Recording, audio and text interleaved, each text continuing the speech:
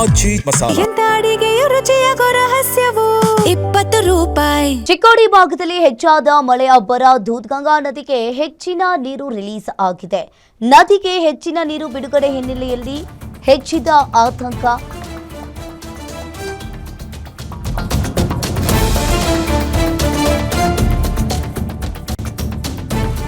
ಇನ್ನು ನದಿಗೆ ಹೆಚ್ಚಿನ ನೀರು ಬಿಡುಗಡೆ ಹಿನ್ನೆಲೆಯಲ್ಲಿ ಅಲ್ಲಿನ ಜನರಿಗೆ ಆತಂಕ ಶುರುವಾಗಿದೆ. ಮನ್ಸೂರ್ ಶಾ ಅಲಿ ದರ್ಗಾ ನೀರಿನಲ್ಲಿ ಮುಳುಗಡೆಗೊಂಡಿರುವಂಥದ್ದು. ಎಕ್ಸಂಬ ಗ್ರಾಮದ ಮುಲ್ಲಾಂಕಿಯಲ್ಲಿರುವ ದರ್ಗಾ ಇದು. ಮತ್ತೊಂದು ಕಡೆ ಚಿಕ್ಕೋಡಿ ತಾಲೂಕಿನಲ್ಲೂ ಕೂಡ ಮಳೆ ಹೆಚ್ಚಾಗಿದೆ.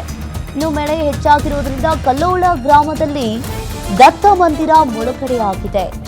ನದಿಗೆ ಇಳಿಯದಂತೆ ಈಗಾಗಲೇ ಜಿಲ್ಲಾಡಳಿತದಿಂದ ಎಚ್ಚರಿಕೆ ಕೂಡ ಬಂದಿರುವಂಥದ್ದು. ಚಿಕ್ಕೋಡಿ ಭಾಗದಲ್ಲೂ ಕೂಡ ಮಳೆ ಅಬ್ಬರ ಈಗ ಜೋರಾಗಿದೆ. ದೂದ್ಗಂಗಾ ನದಿಗೆ ಜಾಸ್ತಿ ನೀರು ಬಿಡುವುದರಿಂದ ಇನ್ನು ಕಲ್ಲೋಳಿ ಭಾಗದಲ್ಲಿ ಸಾಕಷ್ಟು ಮಳೆ ಆಗ್ತಾ ಇದೆ. ಇನ್ನು ಅಲ್ಲಿನ ದತ್ತ ಮಂದಿರ ಕೂಡ ಮುಳುಗಡೆ ಆಗಿರುವಂಥದ್ದು. ನದಿ ನೀರಿಗೆ ದರ್ಗಾ ಚಿಕ್ಕೋಡಿ ಭಾಗದಲ್ಲಿ ಮಳೆ ಅಬ್ಬರ ಕೂಡ ಜಾಸ್ತಿ ಆಗಿದೆ. ನದಿಗೆ ಇಳಿಯದಂತೆ ಈಗಾಗಲೇ ಜಿಲ್ಲಾಧಿಕಾರಿಗಳು ತಿಳಿಸಿರುವಂಥದ್ದು. ಮನ್ಸೂರ್ ಶಾ ಅಲಿ ದರ್ಗಾ ನೀರಿನಲ್ಲಿ ಮುಳುಗಡೆಗೊಂಡಿದೆ. ಎಕ್ಸಂಬ ಗ್ರಾಮದ ಮುಲ್ಲಾಂಕಿಯಲ್ಲಿರುವ ದರ್ಗಾ ಅನ್ನೋದು ಗೊತ್ತಾಗ್ತಾ ಇದೆ. ಮತ್ತೊಂದು ಕಡೆ ಚಿಕ್ಕೋಡಿ ತಾಲೂಕಿನಲ್ಲೂ ಕೂಡ ಮಳೆ ಜಾಸ್ತಿ ಆಗಿರುವಂಥದ್ದು.